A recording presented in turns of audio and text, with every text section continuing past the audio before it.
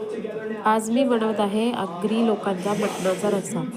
तर इथे मी तेल घेतलेला आहे, एक कांदा 2 कांदे घेतलेले आहेत चिरून बारीक, त्यानंतर घातले लसूण, चांगला परतून घ्यायचा आहे गोल्डन ब्राऊन करीपर्यंत।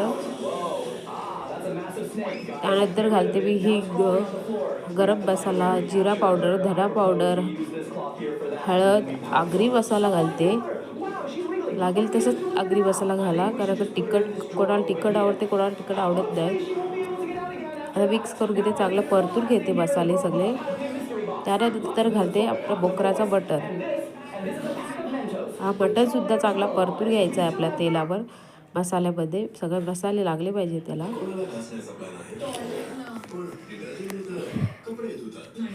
त्यानंतर घालते मी गरम पाणी। गरम पाणी घालले म्हणजे मटणाची चव जात नाही। मटणचा रस्सा किंवा रस्सा कोणताही पदार्थ असो, त्याच्यात गरम पाणी टाकलं की त्याला चांगला शिजतंय आणि चव लागते। यानंतर घालते मी वाटण।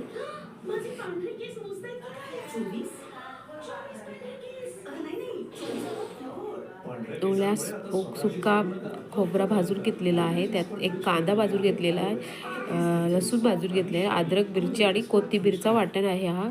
त्यानंतर घालते मीठ, चवीनुसार मीठ घालायचं आहे।